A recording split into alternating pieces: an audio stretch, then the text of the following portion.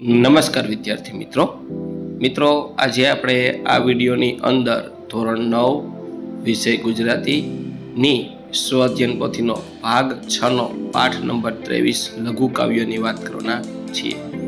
અહીંયા મિત્રો સ્વઅધ્યયન પોથીના પાઠ 23 નું સંપૂર્ણ સોલ્યુશન છે। આવા સરસ મજાના સોલ્યુશન મેળવવા માટે આપણી ચેનલ મેથ્સ બાય પંકજ કાપડિયાને સબસ્ક્રાઇબ કરો અને આ વિડીયો તમારા મિત્રો સાથે શેર કરો। તો શરૂ કરીએ ધોરણ 9 વિષય ગુજરાતી સ્વઅધ્યયન પોથીનો ભાગ 6 નો પાઠ 23।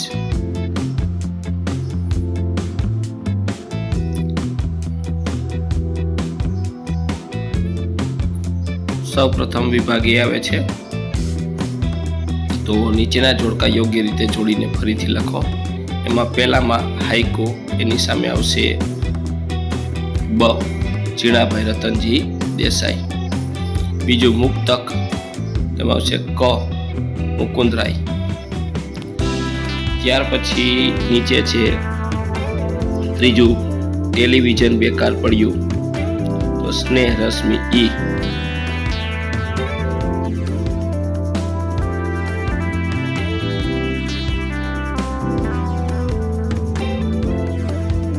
અને ચોથું જિંદગીના ડરે, તેમાં મુકુંદરાય। બરાબર, તો આ રીતના જવાબ થશે।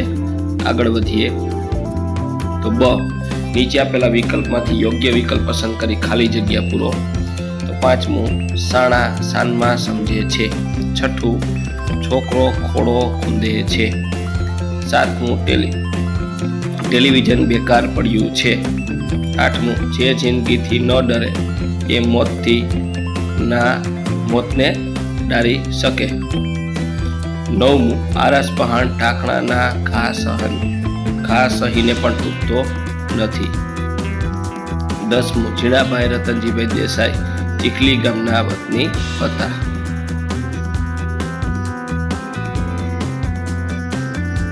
પછી પ્રભાશંકર પટણી વ્યક્તિત્વ દર્શન કૃતિ મુકુંદરાય કવિની છે। 12મું સોનેરી ચાંદ રૂપેરી સૂરજ કૃતિ જીણાભાઈ દેસાઈની છે। 13મું દુહા, મુક્ત અને હાઈકુ કાવ્ય પ્રકાર માનવામાં આવે છે, લઘુ કાવ્ય પ્રકાર। ત્યાર પછી ક નીચે આપેલા પ્રશ્નના 1-2 વાક્યમાં ઉત્તર લખો। એમાં 14મું હાઈકુમાં કેટલા અક્ષર હોય છે? તો હાઈકુમાં 17 અક્ષર હોય છે। 15મું તન ખોટા હૈયા ફૂટલ ધરવ ન કસીએ વાત એ કોની જાત છે? તો કે દુહામાં કળિયુગના ખોટા માણસોની જાત બતાવી છે। 16મું મુક્તક એટલે શું? મુક્તક એટલે શબ્દ વિચાર રૂપી મોતી। 17મું પ્રથમ લઘુ કાવ્ય કયા સ્વરૂપમાં છે? પ્રથમ લઘુ કાવ્ય મુક્ત સ્વરૂપમાં છે।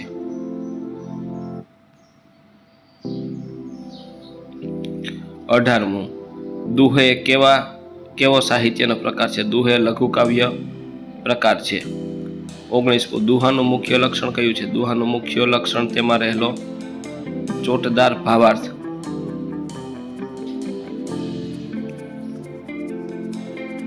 20મું કળિયુગમાં માણસો કહેવાય છે? કળિયુગના માણસો હૈયા પુટલ હોય છે।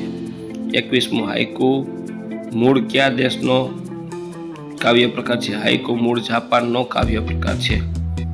22મું જીણાભાઈ રતનજીભાઈ દેસાઈનું ઉપનામ જણાવો, તો સ્નેહ રશ્મિ। 23મું આજે ટેલિવિઝનના સ્થાને બાળકો સૌથી વધારે કયું ઉપકરણ વાપરે છે? તો ટેલિવિઝનના સ્થાને બાળકો સૌથી મોબાઈલ વાપરે છે। પછી ડ નીચે આપેલા પ્રશ્નના 3-4 વાક્યમાં ઉત્તર લખો। એમાં 24મું આગને કોણ ઠારી શકે? જે આગને પી શકે એ આગને ઠારી શકે। કવિ કહે છે જીવનમાં જે વ્યક્તિ જીવનની ભીષણ પરિસ્થિતિ સામે ટક્કર ઝીલે છે એ જ વિકટ સ્થિતિને શાંત કરી શકે છે। ત્યાર પછી 25મું સાણા કઈ વાત સાનમાં સમજી જાય છે? તો આ રીતનો જવાબ છે 25 અને 26નો। મિત્રો ખાસ ચેનલ ઉપર નવા હોય અને વિડીયો સારો લાગ્યો હોય તો ચેનલને સબસ્ક્રાઇબ કરવા નહીં, જેથી આપણે આ પ્રકારના સોલ્યુશન મૂકીએ તરત જ તમને મળી જાય। બીજું કે મિત્રો ડિસ્ક્રિપ્શન બોક્સમાં આપણી શાળા શિક્ષક એપ્લિકેશનની લિંક આપી છે, ત્યાંથી એપ્લિકેશન ડાઉનલોડ કરી આ પાઠની PDF જોઈ શકો છો અને આપણી YouTube ચેનલના પ્લેલિસ્ટમાંથી સ્વાધ્યાયન પોથીનો ભાગ 5 અને ભાગ 6 ના દરેક પ્રકરણના સોલ્યુશન છે તમને મૂકેલા છે, જે પ્લેલિસ્ટમાંથી મળી જશે. અને ખાસ મિત્રો, આવા સરસ મજાના સોલ્યુશન મેળવવા માટે આપણી ચેનલ મેથ્સ બાય પંકજ કાપડીને સબસ્ક્રાઇબ કરવાનું ભૂલવાનું નથી. તો આ રીતનો 25 અને 26નો અહીંયા જવાબ છે. ત્યાર પછી 27માંનો જવાબ છે કે આરસ પહાણ ટાંકણના ઘા સહીને શિલ્પને ધારણ કરે છે, તો માણસ ઉમદા માણસ કેવી રીતે બની શકે? તમારા વિચારો લખો. આ રીતનો અહીંયા જવાબ થશે.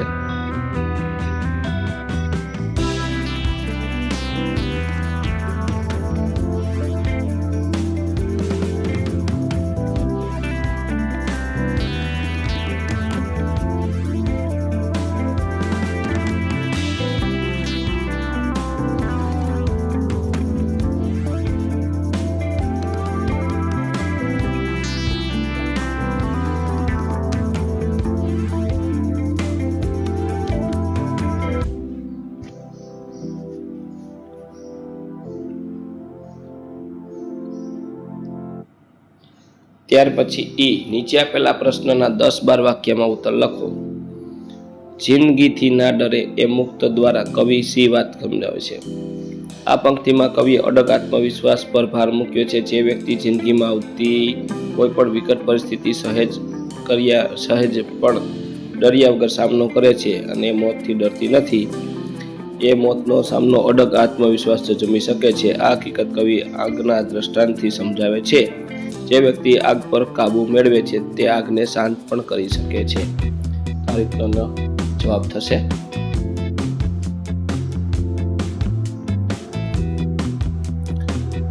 ત્યાર પછી 29મું, ટેલિવિઝન હાઇકુમાં વર્ણવેલું શબ્દચિત્ર તમારા શબ્દમાં લખો. આજે ટેલિવિઝન માનવીના જીવનનું એક અભિન્ન અંગ બની ગયું છે. નાના બાળકોથી લઈ વૃદ્ધજનો ટેલિવિઝન વિના ચાલતું નથી. ટેલિવિઝન વગર જીવનમાં કંઈ ખૂટતું હોય તેવું લાગે છે, પરંતુ જ્યારે દીકરો માતાનો ખોળો ખોલે છે ત્યારે ટીવી બંધ હોય છે.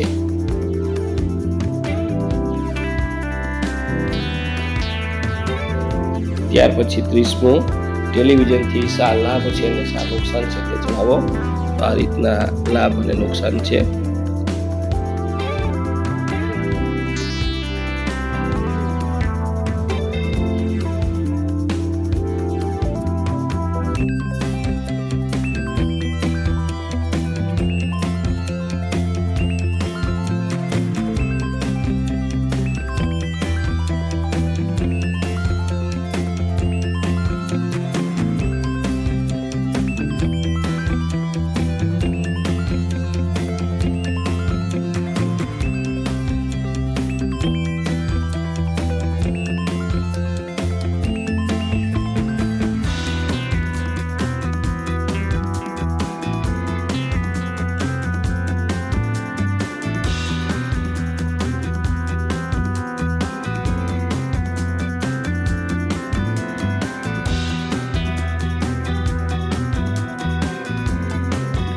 ત્યાર પછી 31મું, માતૃપ્રેમ વિશેના તમારા પરિચિત સુભાષિત, સુવિચાર, સૂક્તિ, પંક્તિ, વાક્ય લખો. તો આ રીતના થશે.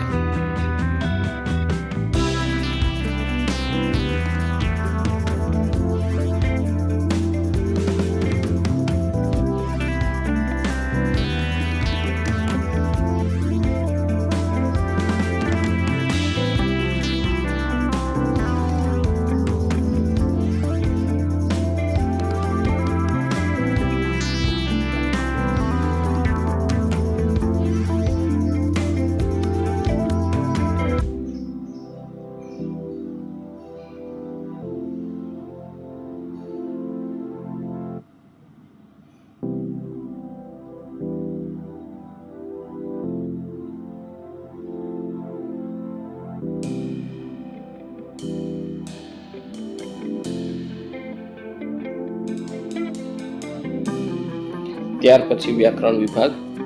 એમાં 32મું સાચી જોડણી શોધીને લખો. એમાં નીજ, છૈયો, જિંદગી, ટેલિવિઝન ને શિલ્પ. પેલું નીજ, બીજું છૈયો, ત્રીજું જિંદગી, ચોથું ટેલિવિઝન, પાંચમું શિલ્પ. આ રીતની સાચી જોડણી થશે. ત્યાર પછી 33મું નીચેના શબ્દના લિંગ ઓળખાવો. એમાં પેલું શિલ્પ નપુંસકલિંગ, બીજું આગ સ્ત્રીલિંગ, ત્રીજું ટાંકણું નપુંસકલિંગ, ચોથું ટેલિવિઝન નપુંસકલિંગ, પાંચમું આરસપહાણ પુલ્લિંગ, છઠ્ઠું જિંદગી સ્ત્રીલિંગ, સાતમું ખોડો પુલ્લિંગ, આઠમું મોત નપુંસકલિંગ અને નવમું હૈયું નપુંસકલિંગ.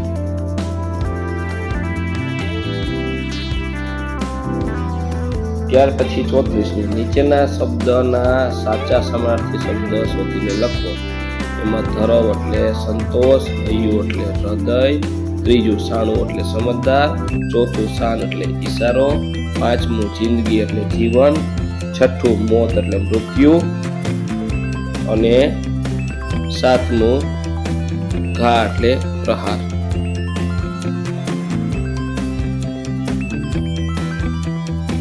ત્યાર પછી 35મું નીચેના વાક્યમાંથી વિશેષણ શોધીને પ્રકાર લખો. તો પેલું એક કળજગની જાત, તો એ છે સંકેતવાચક વિશેષણ. બીજું શાણા શાનમાં સમજાય હતા, શાણા છે ગુણવાચક વિશેષણ. ત્રીજું ટેલિવિઝન બેકાર પડે છે, તો બેકાર છે એ વિશેષણ ને ગુણવાચક વિશેષણ. ત્યાર પછી 36મું છે નીચેના વાક્યમાંથી સર્વનામ શોધો. તે એટલે પુરુષવાચક સર્વનામ અને એ એટલે સંકેતવાચક સર્વનામ. ત્યાર પછી 37મું નીચેના તળપદા શબ્દનું શિષ્ટ રૂપ આપો. તો છૈયો એટલે છોકરો, બીજું કળજગ એટલે કળિયુગ, ત્રીજું ધરવ એટલે તૃપ્તિ, ચોથું કુટલ એટલે કુટેલા.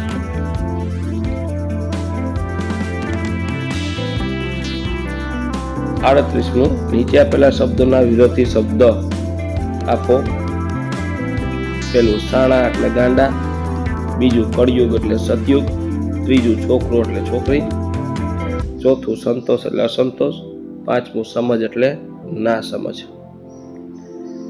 39મું નીચેના વાક્યોનો કાળ ઓળખાવો.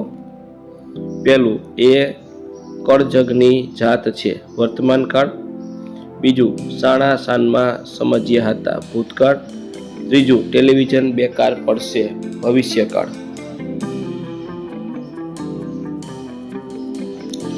ચોથું 40મું નીચે આપેલા રૂઢિપ્રયોગનો અર્થ લખો.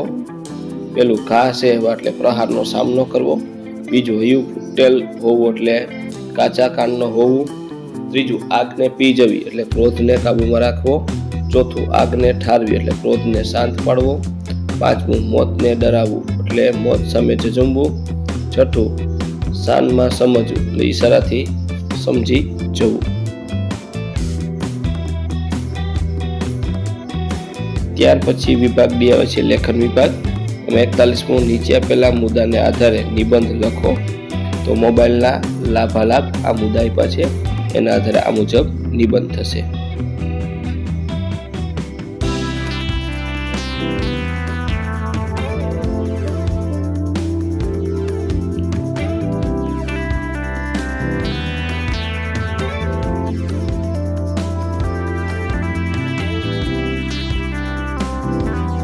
ખાસ મિત્રો, ચેનલ ઉપર નવા વિડીયો સારો લાગ્યો તો આપણી ચેનલ મેચ બાય પંકજ કાપડીને સબસ્ક્રાઇબ કરો અને આ વિડીયો તમારા મિત્રો સાથે શેર કરો. અહીંયા આ રીતનો સંપૂર્ણ નિબંધ થશે.